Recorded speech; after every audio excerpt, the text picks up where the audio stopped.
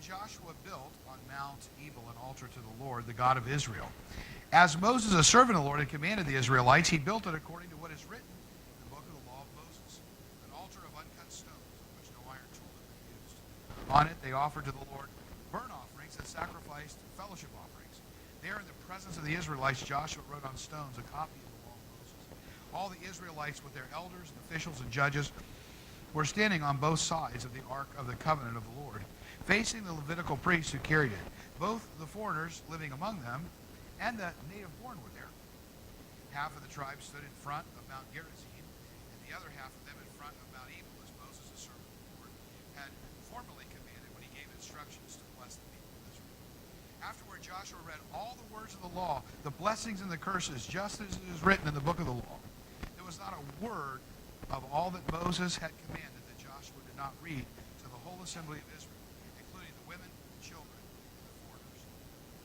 Let's pray. God, we thank you again for your word. We thank you as we have come into this place today. Together, we pray that you will grant us understanding, wisdom, and most importantly, transformation. Thank you for it once again in Christ's name. Amen. Every couple of years, I wind up going somewhere to take some time to study and to plan, and I had that opportunity this past year to do that. My mom used to own a place like a timeshare for a number of years up in the mountains of Dillard, Georgia. If you've ever sort of been up there, it's a real nice place, but it's in the sticks. And so I had actually reached out to one of the new owners and said, look, he had told us anytime, any of the family wants to come up, you can come up. And so I thought, well, let me take him up on that. So we got it all planned. I went up there, had all of my stuff with me, had my computer, had my books, had my iPad, had all of the electronics, because the one thing that doesn't happen up in Sky Valley, where this place is at, is there is no cell reception. So I knew I was going to be disconnected, but after all, we had Wi-Fi. At least when my mom sold it. So I get up to the apartment and I start looking around and I go to plug in the Wi-Fi and what it used to be, and there's nothing there. It's not even the old supposed one that was there. I don't see it listed anywhere. And so I start to panic because I think I'm supposed to be up here for a week working and I can't connect to the internet. I can't connect on my phone. I can't connect on my computer. So now what are you going to do, genius? The one thing you probably should have checked on was if they still had Wi-Fi. So so now there's two apartments. So I'm going up and down because nobody's downstairs. So I'm going up and down, I'm tearing stuff apart in both apartments. And I'm thinking, there's got to be Wi-Fi here. And suddenly I found this. It's a weird thing. It's called a telephone book. You ever seen one? They had a telephone book, and scrawled on the back was the name of the new Wi-Fi and the password, and I went, whew. Because I thought, when I got there, have you ever done that? Have you ever planned on getting somewhere and you're like, yes, I'm finally here, and when you get there, you think, oh no, what now? You ever had that happen? People do that with goals, man. They will reach a goal and they push the pedal to the metal and they get to the goal, and after the goal is done, they go, what now? Sometimes when we get to where we are going, we don't know what to do next.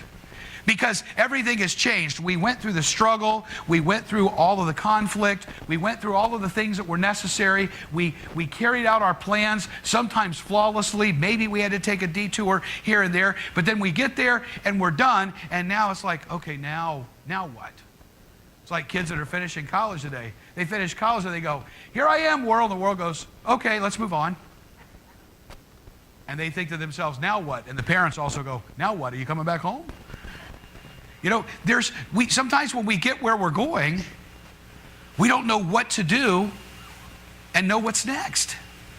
Sometimes it's not what we thought it was going to be, and sometimes it's so much more. But sometimes when we get there, we just don't know what to do. It's kind of the story of what was going on with Israel. And we're going to take a look at some important lessons today from this. But let me again bring you up to speed as to where we have been. If you've been with us, we have been, of course, studying the book of Joshua. We've talked about Mission Possible. I'm not going to go through the entire thing, but the past couple of weeks were rather interesting, because we saw how they went in and completely destroyed Jericho, and God told them, when you go into Jericho, any of the devoted things, all of the gold, the silver, all of that has to go into the treasury of the Lord. Don't take any of it for yourselves. We saw that one man by the name of Achan went in, took some of the stuff, buried it in his tent. It took the entire Israelites, then got beat in a battle by a little small group of bandits, it seemed, but in the country of Ai. And the Ai literally routed them, and Joshua fell on his face before God and said, "What's up?" Well, not exactly like that, but it was close. He said, "What's up, God? How come you let this happen like this?" And that's when God said, "Now, here's the problem. This one man has impacted, his decision has created this ripple effect throughout the land of Israel, and you've got to find him out." And the last we sort of left this, Achan was destroyed, and now we find ourselves at chapter 8. Well, all the 29 verses in chapter 8, and you can go back and read them, they go back to the battle of Ai again. So now they're going to approach the people of Ai yet a second time.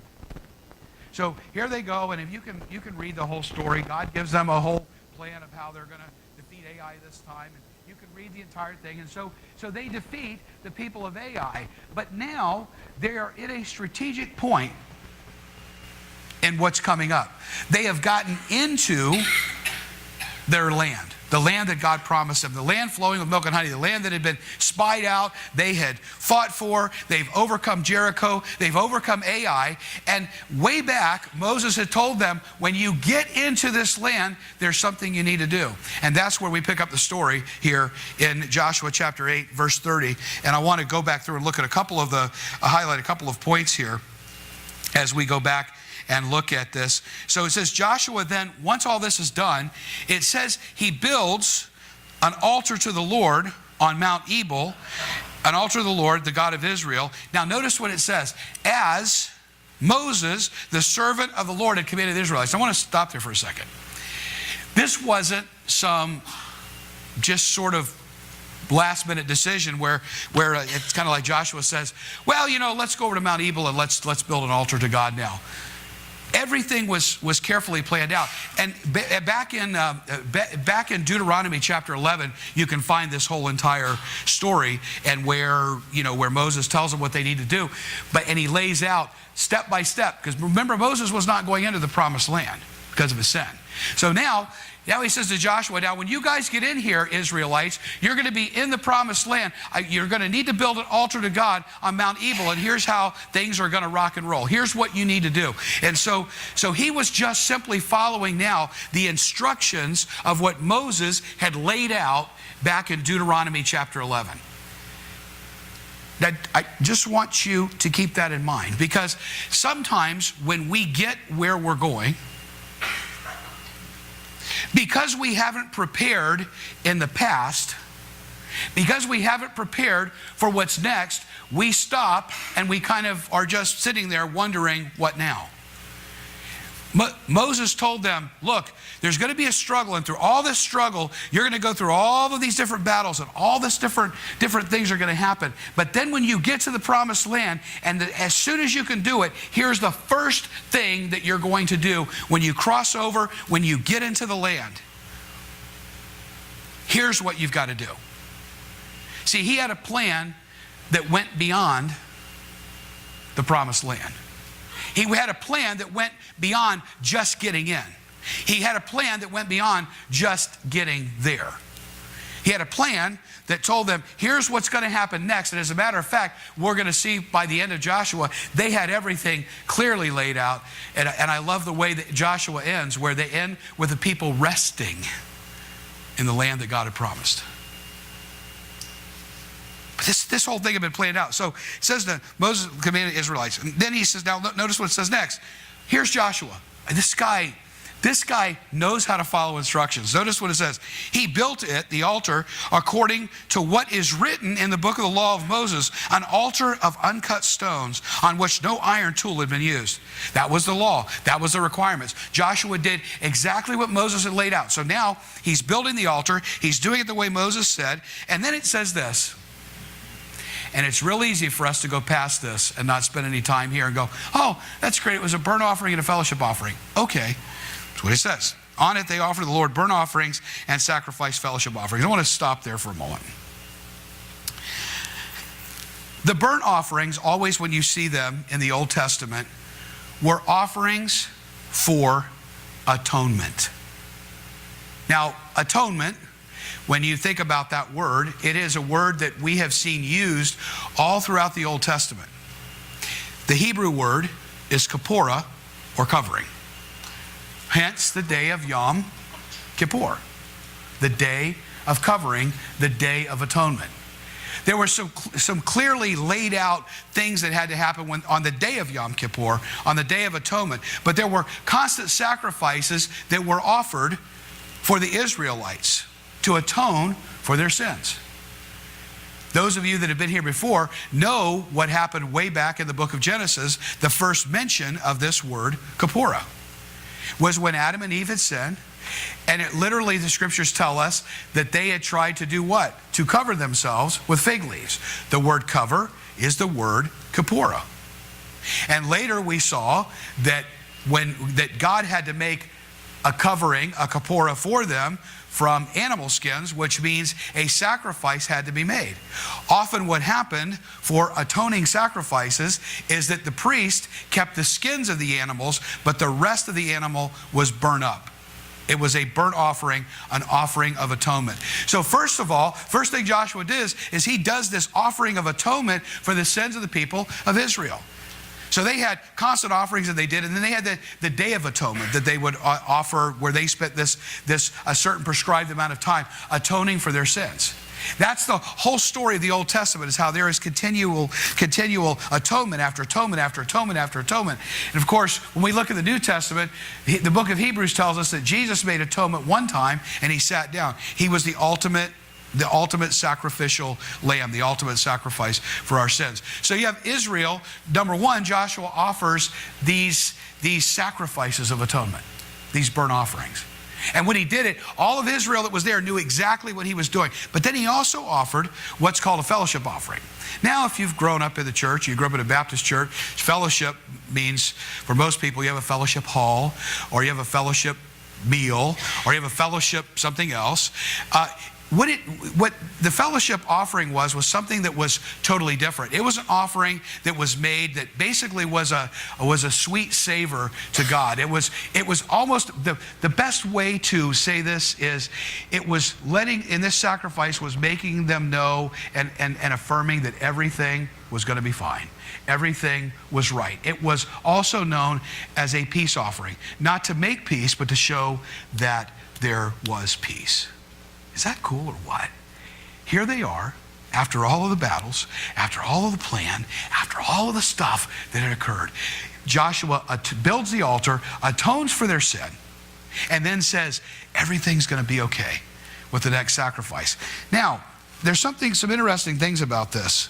The next thing that happens, so they build the altar, they make their sacrifices, and now Joshua does something interesting.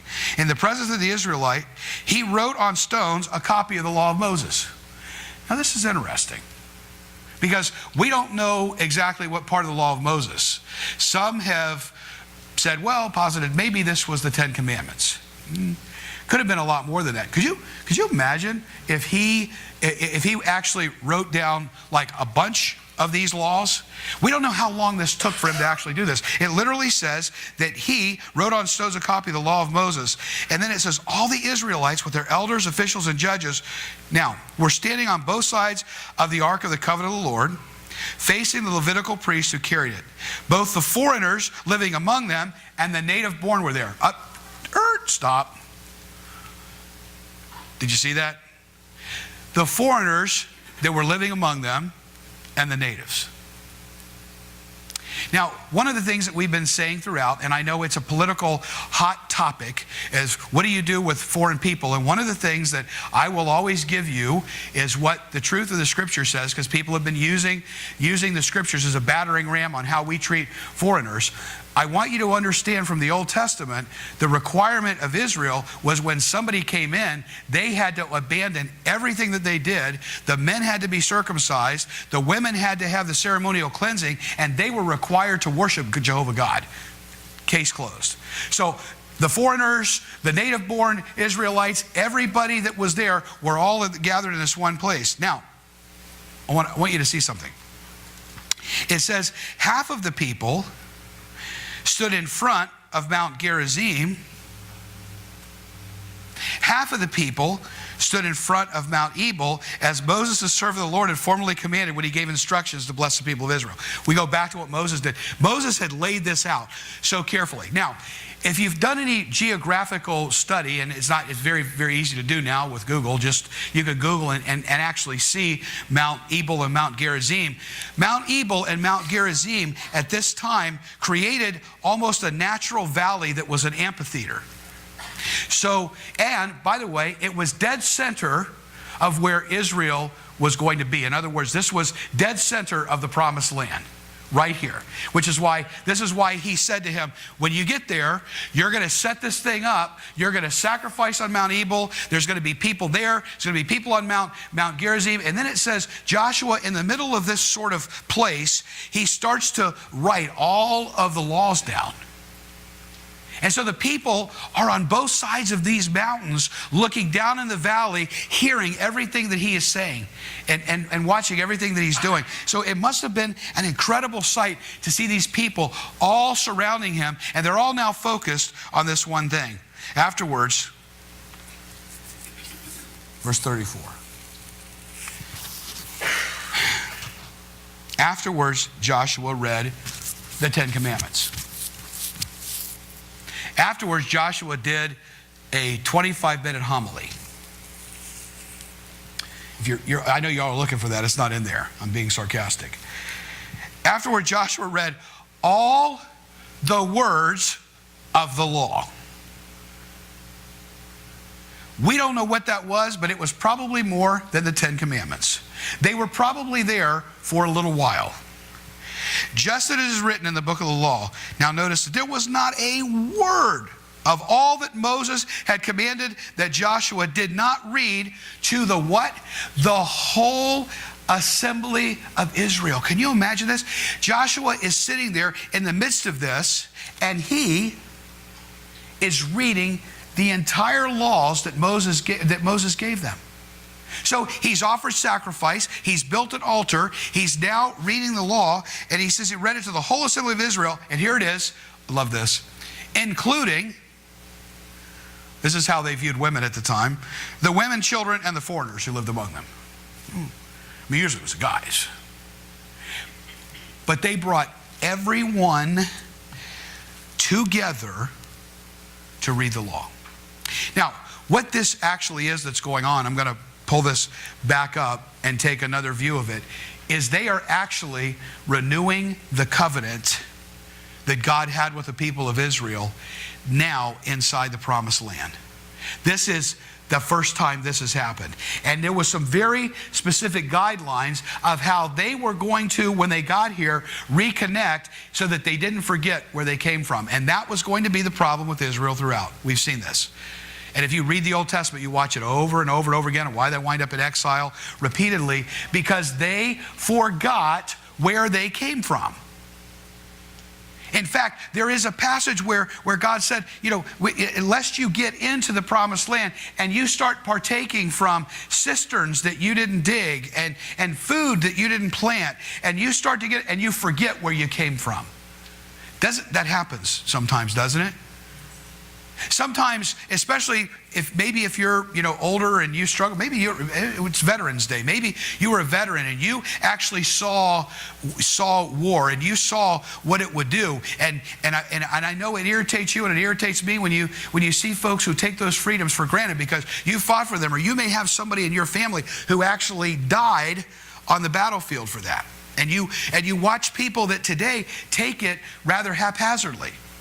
When I see people protesting today, and I see these alleged protests that they have, and they try to say that they're doing what they did with the civil rights marches in the 1960s, and those folks' lives were threatened. Man, what they went through was something totally different. I'm not saying that people don't have the right to protest or anything like that. That's the whole point of our country. But the bottom line of it is that sometimes we look at other people and we say, man, you don't even know where you came from. You've forgotten where you've come from. You haven't studied where things have been. And that was going to be the problem with the Israelites. And so Moses knew it was going to happen. And so God said, Moses, here's what I want you to do. I want you to lay out these guidelines. And there was no question about that when they got in the promised land, and here they stood, the men, the women, the children, the foreigners, people who had now been embraced to come and to live in Israel and to worship their God. Here's Joshua saying, here's what we're all about. Here's the law of Moses. Here's how we're going to proceed. Here's what's going to happen next. Here's how we have to live. Here's what God has given us. And here is where we're going. You know what he did? He got them in the promised land and said, we got to reconnect with where we came from. As we've said it before, if you don't know where you came from and you don't know where you are, it's tough to get where you need to go. It's true with the GPS. Can't set where you are. How do you set where you're going? Sometimes we have to stop and we have to say, okay, now that I'm here, I've got to actually remember where I came from. It's time for me to reconnect with God. Now, there's three things that happen in here that I think are really, really important. I've emphasized a few, but I'm going to give them to you. Three things very, very quickly that we see happening. That we need to, sometimes when we get where we're going, or even before we get there, there's a few things that we need to do in this whole process. Number one, I'm going to use the word calculation. I said already, but I'm going to point it out again. If you have set a goal, if you've set a destination, if you've set a place to go to, if you know where God wants you and that you know what it's going to take to get to that point, and you think, and you know that you're going to achieve it, you better make sure that you know what you're doing afterwards, and you got to make that decision now, not then. You'll be like me scrambling around when you get there because you didn't make the plans to say, hey, you still got Wi-Fi there? Hey, what's the... That's simple, but it could be more devastating if you're not at least planning what you're going to do before you ever get there. See, one of the things that often happens with us when we're trying to achieve great things or do big things for God is we haven't actually thought beyond there and asked what's next and what am I going to do. Now, I know, listen, the best laid plan, but you at least have to be calculating something. It's funny because I thought about that as I was preparing this message, because when I was up there in North Carolina, and I laid out all the way through April of 2019, Easter, when I did all this, laid out messages, what it was going to be like every week, where I was going to be, exactly what I was going to be doing, when I was going to be off. Now, can I just tell you something? Joshua, the book of Joshua, was never in any of the plan, and we've done 9 messages on it. But at least I had a sense of direction, knowing what was going to happen. Sometimes things are going to change and shift along the way. I guess now I got a series I'm planning through, December of next year, But you're going to have things that are going to move around. But you got to calculate beyond where you are. Can you imagine the vision that you think about all the way back that Moses had, that God gave him, and all the years that it took, and then he got to see it, but he didn't get to enter it, and all the years that it took for Joshua to actually see what it was going to be like to enter the promised land. He was an old guy by the time they got there. But can you imagine that all the way back here, Moses said, Joshua, listen, when you guys get there, here's what you got to do. And all these years later, a lifetime, Joshua gets there, and it's like, okay, here we are. It would have been easy to have run right past that and forgot it. Calculation. The second thing, obviously, but I think we miss it sometimes, and we don't like to talk about it in our society today. I'm going to use the word commitment, which is just flat out obedience. We are in an age more even than when I grew up that, well, I don't feel like it. If I wake up today and I feel a certain way, In fact, I can be whatever I want to be. I don't have the article in front of me, but the most ludicrous thing that I saw recently was a man who was 69 years old that was trying to get his age reassigned because he didn't feel 69. He felt 50. I'm not kidding. You can Google it. It's not fake news. Literally, the man's now, because he feels like he identifies as like 30 years younger. He wants to be. I was like, that's a pretty cool thing, actually. Could you imagine if you could do? No, I'm not 69. I'm only 32. Pretty crazy. But this is where we're at. In other words, there's no really any standards or laws or anything like that. But obedience always, when you see even in the Old Testament a principle, we see there is that obedience brought blessing. We don't obey to get blessed, but it's amazing that when we do things God's way, how it works. I'm always, and I shouldn't be astonished, but it's like the Ten Commandments. But the Ten Commandments, if we just follow the Ten Commandments, forget even worshiping God. If we just follow the Ten Commandments, that our society would be better because they just work. They make sense. It's an interesting thing. So there's got to be a commitment to obedience, to doing the right thing. Does that mean we're not never going to fall or falter or fail or mess up? No, it just means we got to get back on track as quickly as we can. We've got to do things God's way because His way is not because He's trying to pound us into being something that we don't want to be. It's actually the best way. It works. But it takes commitment to say, yes, I'm going to go this way. But I think there's something else. We've been referring to this throughout. It's really important. This is what you're working at. Everybody was together on the same page. Now, they were unified. There wasn't uniformity. Everybody wasn't exactly the same. There was diversity. But they were unified. That's what a church is supposed to be. That's the one thing that if people can sometimes miss today, online is important, and I think it's a place that we have to be. But if you're not a part of a community, that community is what helps to shape you. There's a positive peer pressure or a negative peer pressure. It just depends on what you're going to choose. So we have to choose our communities carefully. That's why Joshua pulled everybody together. And said, here's where we're going. Here's what we're doing. Now, did they all obey? Nope. No, because we're going to watch them continue to struggle. But he had to get it out there. Because what would have been very bad is if they would have gotten to this place where God had brought them and then gone in another direction and totally forgotten all about him. God has stuff for us to do. It doesn't matter how young we are, how old we are. We need the wisdom of the older generation, and we need the energy of the younger generation. Although some of you that are older got more energy than the younger generation. My mom's one of those people, just walk circles around everybody. But we need each other. We need each other's perspectives. We need each other's wisdom. We need each other in the community. And if we're ever going to be who we're called to be, we're going to need each other too. Let's pray.